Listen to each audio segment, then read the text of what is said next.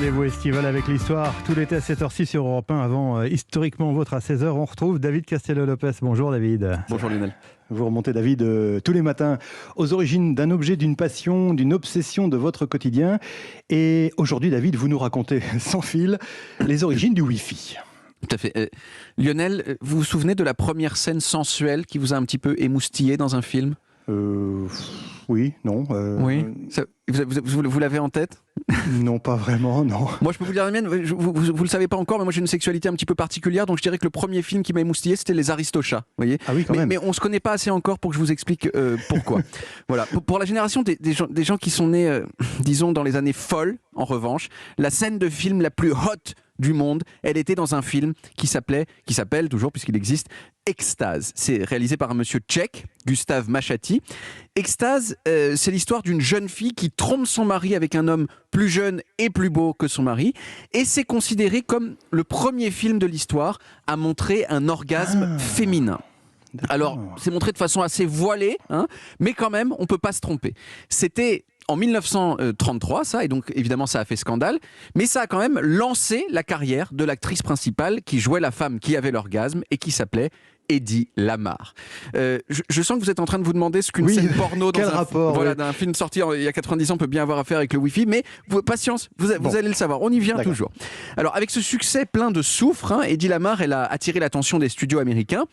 Et en 1938, elle a signé un contrat avec un des plus gros studios hollywoodiens, la MGM. Et c'est devenu une star d'Hollywood, considérée comme l'une des plus belles femmes du monde. C'est elle qui a servi de modèle au dessin de Blanche-Neige de Walt Disney, mais aussi de Catwoman.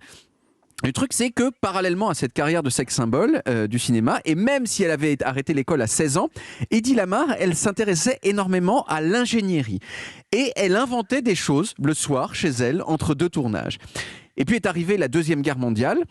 Et là, pour comprendre la suite, il faut que j'explique quelques petits trucs techniques. L'une des principales façons que les navires britanniques avaient de couler des sous-marins nazis pendant la guerre, c'était de leur envoyer des torpilles dans le visage.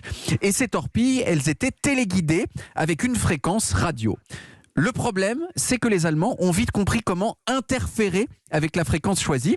Et du coup, ils avaient le pouvoir de faire en sorte que la torpille ne puisse plus être contrôlée par le soldat anglais qui avait les commandes. Du coup, la torpille devenait un petit peu tarée, si vous voulez. Et au lieu d'aller exploser sur les nazis, elle allait exploser toute seule, plus loin, ce qui sert à rien. Oui. Eddie Lamar, elle a entendu parler de ce problème et elle s'est dit, tu sais quoi ? Je vais trouver une solution. Et elle a inventé, avec son collègue Georges Antheil, un système qui permettait de changer à la volée la fréquence de communication entre le contrôleur de la torpille et la torpille. Ce système, elle l'a baptisé système de communication par saut de fréquence. Et c'est la base technique sans laquelle le Wi-Fi n'aurait pas pu voir le jour. Parce que ce système de saut de fréquence qui permet, qui permet au signal Wi-Fi, mais aussi au Bluetooth, de ne pas être tout pollué par des interférences. Alors Eddie, elle a présenté son invention à l'armée américaine, qui lui a dit non, dégage, ça ne nous intéresse pas, mais qui l'a utilisé 20 ans plus tard sur ses torpilles, et ce, sans le dire à Eddie et sans lui verser un centime. Dans la crise des missiles de Cuba, par exemple, tous les navires de guerre américains étaient équipés de torpilles qui fonctionnaient selon le système du saut de fréquence.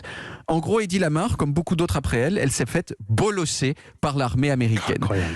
Alors bon, à la fin de sa vie, elle sortait plus de chez elle parce qu'elle avait fait trop d'opérations de chirurgie esthétique un peu ratées et donc elle voulait plus qu'on la voie. Mais elle a quand même reçu des prix et des honneurs pour son invention et elle est morte en l'an 2000 à 85 ans. Pile poil d'ailleurs au moment où le Wi-Fi commençait à s'imposer doucement dans le monde. Et voilà le rapport entre le Wi-Fi et une scène d'orgasme dans un film érotique des années 30. Étonnant, le fabuleux destin d'Eddie Lamar. Merci David, merci on vous retrouve dès 16h bien sûr cet après-midi dans Historiquement Vôtre. Au sommaire, voyez mon agent d'impressionnants impresarios. Stéphane Bern et Mathieu Noël réunissent le colonel Parker, Domenico Barbaya et Lou Pearlman. Et on vous retrouve ici même demain David. À demain Lionel.